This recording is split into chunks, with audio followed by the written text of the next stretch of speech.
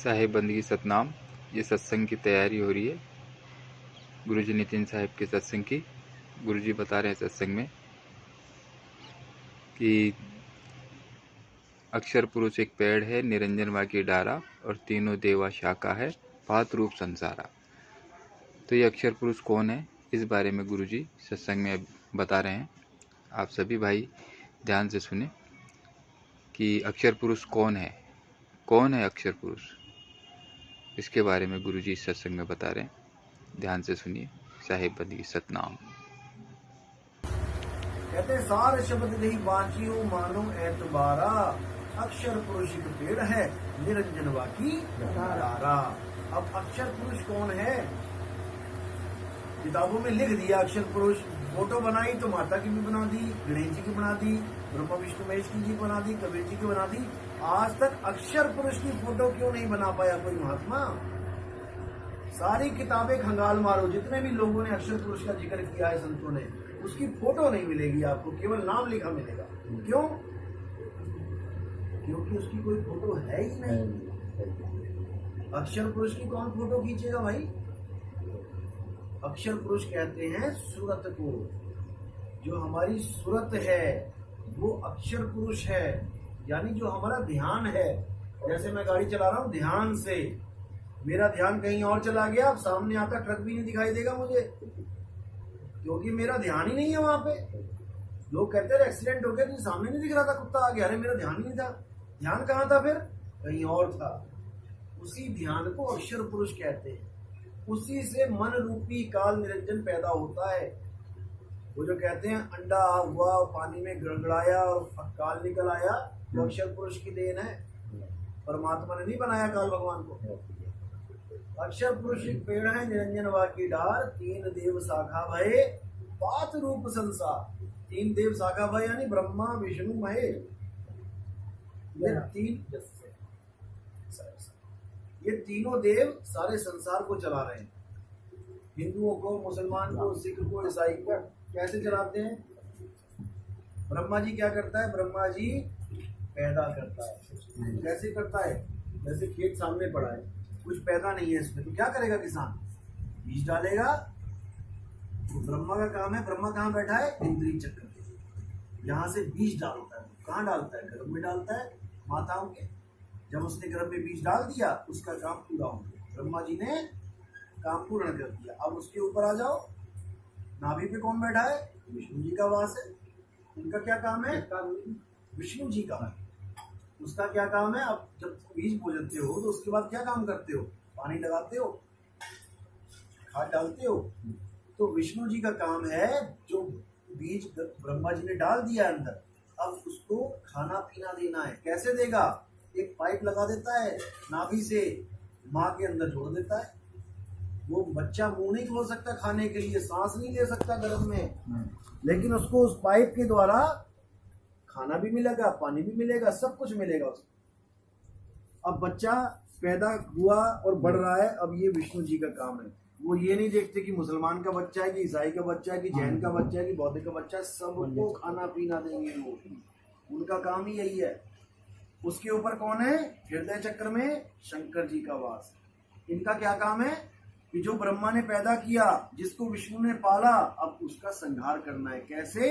ये दिल जो धड़कन है ना, इसको रोक के। इस दुनिया में ऐसा कोई आदमी नहीं है जिसका बिना दिल रुके आप डेथ सर्टिफिकेट ले सके। डॉक्टर दिल देखता है, ईसीजी मशीन देखता है, चल रही है, खत्म हो गया भैया, मर गया ये। दिल चल रहा हो, बाकी सब कुछ खत्म हो जाए, आपको डेथ सर्टिफिकेट नहीं मिलेगा। कोई आपको मृत घोषित नहीं कर सकता। तो शंकर जी का डमरू क्या है? ये धड़कन है हमारी। डम डम डम डम डम डम, ये धड़कन चल रही है। और तांडव नृत्य क्या होता है शंकर जी का? अभी झगड़ा हो जाए किसी का, अभी पुलिस आ जाए, अभी लठमारी हो जाए, फिर छू के देखना, डम डम डम डम डम डम डम। यही नृत्य है शंकर जी का। जब ये तांडव हो गया, अब एक मरेगा सामने से, चाहे वो मरे चाहे ये मरे, चाहे दोनों ही मर जाएं, दोनों ही गोली मार दे एक दूसरे को। तो शंकर जी का काम है संहार करना। ब्रह्मा जी पैदा कर रहा है, विष्णु जी पाल रहा है, शंकर संहार कर रहा है। इसके ऊपर कौन बैठी है? माता। कंठ में कहते हैं हे माँ सरस्वती कंठ करो प्रवेश, वो पहले से प्रवेश है। तुम्हारे कहने से नहीं होगी। अब ये माता क्या करती है, ये अपने पति के हर हुक्म को बोल के बताती है। अब इसका पति कौन है, माता का पति कौन है, काल निरंजन। काल निरंजन का क्या मतलब है, ये मन ही निरंजन है। काल काल सब कोई कहे, काल ना चीने कोय, जितनी मन की कल्पना, ये काल कहावे सोए। अब ये मन निरंजन अंदर से हुक्म देता है। जैसे आप बैठे हो एकदम प्यास लगी, अब मन से हुक्म आएगा पानी चाहिए। उसने क्या किसको बोला, अपनी घरवाली को बोला पानी चाहिए, अंदर से बोलेगा बिना मुंह खोले। अब ये बोल के बताएगी बेटा पानी लेके आना। अब ये माता बोल रही है पानी लेके आना, और हुक्म किसका है, मन का। यानी कि आपके मन को कुछ चाहिए, मन खुद नहीं बोल सकता। मेरे मन में कुछ मैं बोलूं सुनाई देगा किसी को, नहीं सुनेगा। अब इसका हुक्म, पति का हुक्म माया बोलेगी। क्यों, ब्रह्मा विष्णु महेश को इसने कहा था कि मैं अब जा रहा हूं इनको छोड़ के, और इनको कभी मेरा पता मत लगने देना, गुप्त रखना, इसको बताना मत कि मैं इनका बाप हूं। तो वो कहती महाराज भाई मेरा क्या होगा, मुझे भी छोड़ जाओगे। वो कहता तेरे तो मैं अंग संग रहूंगा, इन लोग को पता नहीं लगना चाहिए। कैसे अंग संग रहूंगा, मन रूप में भी रहूंगा। कहते ना मन माया, मन माया एक साथ बोलते, मन माया, ये सब मन माया का खेल है। यानी ये दोनों मियां बीवी हैं, मन माया। और तन में अर्धनारीश्वर देख लो, शंकर जी आधे, आदि पार्वती मिल गई। तो नर रूप में अपनी बीवी के साथ है, यही काल भगवान बैठे हुए हैं सारे, ये शरीरी काल भगवान है। और ये जितनी नारियां हैं ये सब माया का रूप है। दोनों एक साथ रहते हैं, किसी को पता ही नहीं है। उसको बोला था मैं तेरे साथ अंग संग रहूंगा, लेकिन किसी को पता ही नहीं लगने दूंगा कि मैं हूं कहां। अर्जुन को गीता में जब अपना रूप दिखाया, कुछ लोग कहते हैं, महात्मा लोग कहते हैं कि काल भगवान ने आज तक किसी को रूप नहीं दिखाया था, पहली बार अर्जुन को दिखाया, क्योंकि वादा किया हुआ था शेरा वाली माता से। अरे अर्जुन को रूप दिखाया कहाँ, मुझे ये बताओ पहले। अपना रूप होता है, यानी कि कोई मुझे कहे कि नितिन दास आप अपना रूप दिखाओ, तो मैं अपने एक रूप में आऊं जो मेरा असली रूप है। अर्जुन के सामने तो लाखों करोड़ों आदमी खड़े हो गए। पढ़ो 11वां अध्याय, अनंत आंखें, अनंत भुजाएं, अनंत जंगा, विराट रूप देखो कितने सारे। अरे तो उसमें काल तो एक होगा ना, कि सारे काल हो गए? काल एक होगा, बता दो दाएं से पहला वाला काल है या बाएं से पहला वाला काल है, या बीच में खड़ा है या उसके साथ खड़ा है। काल तो एक होगा। इतने सारे काल थोड़ी नहीं आ गए कि इतने सारे ब्रह्मा विष्णु महेश के पिताजी हैं, क्योंकि इन लोग को पता ही नहीं है असल में चीज क्या है, केवल लिखा पढ़ी में उलझे पड़े। उसमें भी यही बोला गया, हे अर्जुन ये जितने भी रूप हैं ये मेरे रूप हैं, मैं ही पुरुष रूप में प्रकृति के गर्भ में बीज की स्थापना करता हूँ। पढ़ा है ना गीता में, मैं ही प्रकृति के गर्भ में बीज की स्थापना करता हूँ। किस रूप में? इन रूपों में। हमारे दादाजी हमारी दादी जी के साथ है, हमारे पिताजी माता जी के साथ है, बुआ जी के साथ फूफा जी हैं, मामा के साथ मामी जी हैं। ये सब काल और माया का ही खेल है। इसी को कबीर साहब ने कहा, देव निरंजन सकल शरीरा, तामे भ्रम भ्रम रहल कबीरा। ये देव निरंजन सारे रूपों में बैठा हुआ है, आधे में औरत आधे में आदमी। आधा शंकर और आधी पार्वती देखा है ना, सब में आधा आधा है, क्या हमारे में नहीं है? आधा माता का अंश, आधा पिता का अंश। हम भी बने बैठे हैं वही, लेकिन हमें अपना स्वरूप नहीं समझ में आ रहा है कि मेरा स्वरूप क्या है। मैंने इस स्वरूप को अपना स्वरूप मान लिया। मैं लड़का हूं, मैं लड़की हूं, मैं बूढ़ा हूं, मैं जवान हूं। जबकि हे अर्जुन, आत्मा ना तो कभी बूढ़ा होता है, आत्मा ना तो कभी जवान होता है, ना ही आत्मा कभी बच्चा होता है। आत्मा तो अजर अमर अविनाशी है। हे अर्जुन, आत्मा को ना तो कोई शस्त्र काट सकता है, ना अग्नि इसे जला सकती है, ना वायु इसे सुखा सकती है, ना ही जल इसे भिगो सकता है। तो फिर जब कुछ हो ही नहीं सकता तो मैं पूजा किसकी करूं? जब मैं ही आत्मा हूं तो मैं पूजा करूं किसकी? क्या मैं शरीरों की पूजा करूं जो खुद नाशवान है? तो 7वें अध्याय में बोला, हे अर्जुन, देवी देवताओं की पूजा करने वाले जो अल्प बुद्धि लोग हैं, छोटी बुद्धि वाले, वो देवी देवताओं की पूजा करते हैं क्योंकि वो भौतिक सुख के पीछे पड़े होते हैं। अर्जुन तुम मत करना। देवी देवता को पूजने वाले देवलोक को जाते हैं, भूतों को पूजने वाले भूतों के लोक में जाते हैं, पितरों को पूजने वाले पितरलोक में जाते हैं। ये तीनों ही मेरे स्वरूप को नहीं जान पाते। इसलिए हे अर्जुन, तुम किसी वेदी गुरु के पास जाओ, अध्याय 4 34वां श्लोक, ऐसे गुरु के पास जाओ जिसने अपने स्वरूप को सिद्ध कर लिया हो, यानी अपने स्वरूप को जानता हो। वही तुम्हें तुम्हारे असली स्वरूप का लखाव करा सकता है। और एक बार लखाव हो जाने पर तुम कभी भी भ्रम जाल में नहीं पड़ते कि तुम एक शरीर हो।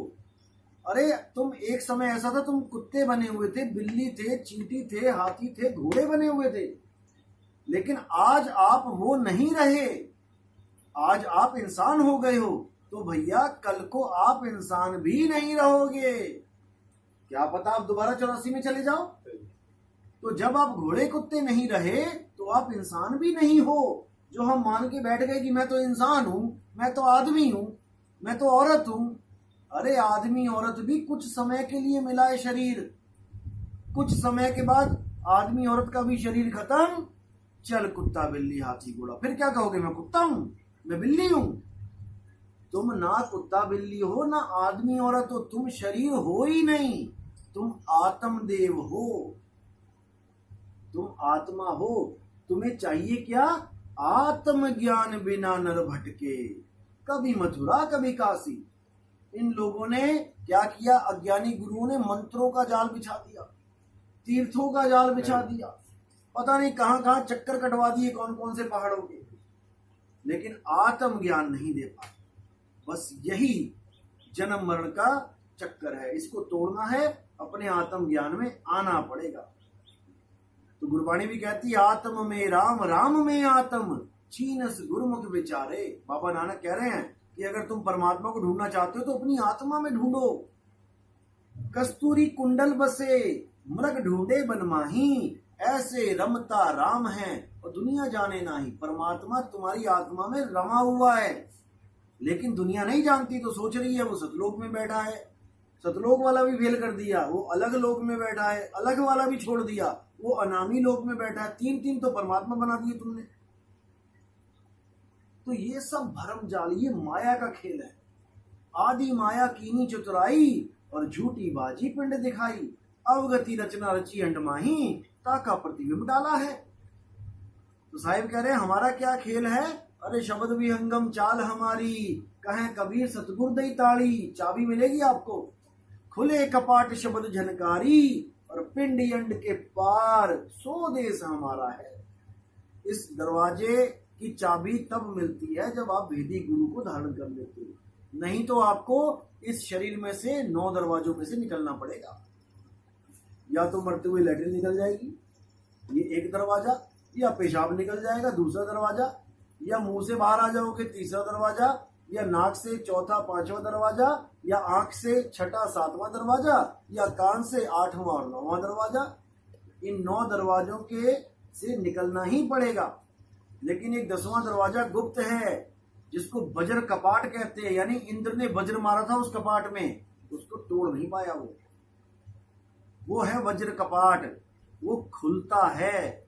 शब्द विहंगम चाल हमारी, कहें कबीर सतगुर दई ताड़ी।